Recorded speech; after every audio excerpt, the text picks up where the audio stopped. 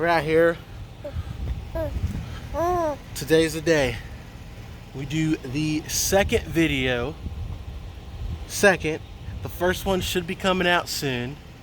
And this one's going to be a good topic. Important topic in terms of wanting to buy a home or begin that process. It's not a topic that I want to talk about because I'm not very good at it. Luckily, I'm married, and she's very good. Let's get him out of the sun. Luckily, I'm married, and she finds more fun in this, and because I definitely don't. So today, we're gonna be headed to a. What are you looking at? What are you looking at? Today, we're gonna be headed to a bank where I used to work at. Seems like a long time ago, but back in 2016, we're gonna be interviewing a friend of mine.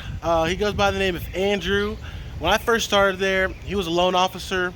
Then he moved up to the accountant of the bank, so he balanced all the checkbooks, millions of dollars. And then now he is the vice president. So if anybody knows about savings, it's definitely gonna be Andrew. While I was working there, he was a big saver. You know, he would, if something came out that he wanted, he would always kind of check his savings and things like that to see if he was going to be able to get it. He wasn't the kind of guy that I know that would just go out and do things all the time. But we're going to hear it firsthand from him, how he does it, how he manages not only the bank's books but his books. So without further ado, beautiful day here in Pensacola, right? Beautiful day. Couldn't ask for a nicer day. We're gonna head into the beast over there, and we're gonna go meet Andrew. All right, see y'all there. All right, hello everybody. Finally made it here to the bank, Florida State Credit Union. I've been calling it a bank, but it's a credit union. All right, it's not a bank. They do not. The difference is they don't do this for profit. I'm here with Andrew. He is the guy I was telling you guys about earlier. The money saver guru. I would take it. Because I'm not that guy. You definitely don't want to just hear me talk about how I save money, because I do not save money. But Andrew here does. Andrew, you mind telling us a little about yourself? Yeah. Major Chris Bell. I'm Assistant Vice President for Florida State Employees Federal Credit Union. I've been in the financial industry since 2012. Started as a loan officer, worked my way up to loan manager, transitioned into accounting, and then assistant vice president. Yes, sir. That's pretty big jumps in 6 years. So working here, I've worked with Andrew. I don't work here now, but I worked with Andrew starting in 2016, and my office was kind of next to his through a glass wall, pretty much. And I would hear him talk about different ways that he would save between him and another coworker all the time. And deep down in my head, I thought, man, that's crazy. If you want it, just go get it. Obviously, it works for him. And if you want to, plan on purchasing a home, you're going to have kind of the same mentality. So you're a saver, correct? Mm-hmm. All right. How are some ways you're able to save and not overspend? How do you set some of those limits? Number one thing is setting a budget every single month. That's the main thing, really. Setting a budget. How do you keep from, let's say, everybody starts with a budget, but that new pair of shoes comes out and you have to go get that shoe. How do you keep yourself from going to get that new pair of shoe if you're into shoes? Well, if there's a couple ways. The first one would be actually adding it into the budget. Would be the main way, but another way would be I set myself aside a little bit of money on the side for those spontaneous purchases. Okay, so aside from your paycheck, you already factor in that, hey, you're human, and that you may want to purchase something out of the blue. Yep. And you've already planned for that. Yeah. Okay. Have you always been a saver? Generally. Yeah. Okay. So when did you get your first job? High school, 2005, right before I graduated. And since then, you've just been putting money aside? Sometimes. Okay. I mean, probably in the beginning, not so much going out and everything, but it's only probably within the past, I'd say 7 years. Yeah. That's pretty good. If you are a saver, does that mean that, like I said, you're not allowed to have fun? No, you definitely have to have fun. You just have to budget for it. Okay, budget for it. Like you said, taking money aside and putting it in that fun jar, maybe. Yeah. if you have a fun jar. All right, so everyone needs to start somewhere. You started when you bought your first job. Mm-hmm. For others out there, how would you recommend that they get started on budgeting, on putting money aside for future large purchases like a home?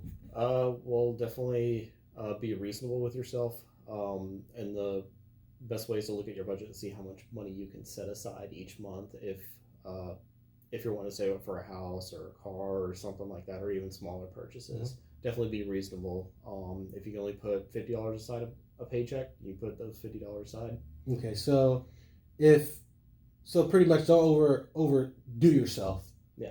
Okay. So knowing what you know now, what would you have done different back when you were 15? Definitely started to budget a lot earlier. And using a different mindset for spending money, not being frivolous and buying all sorts of stuff. Okay. So that's pretty much it. This is Andrew.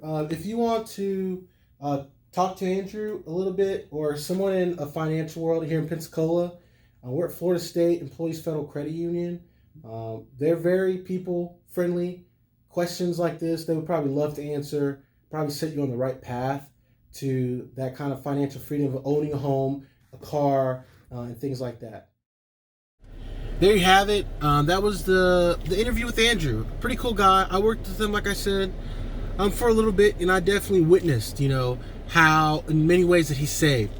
It's definitely cool to learn that, saving is not boring, as he is smart and he's decided to set aside money for fun.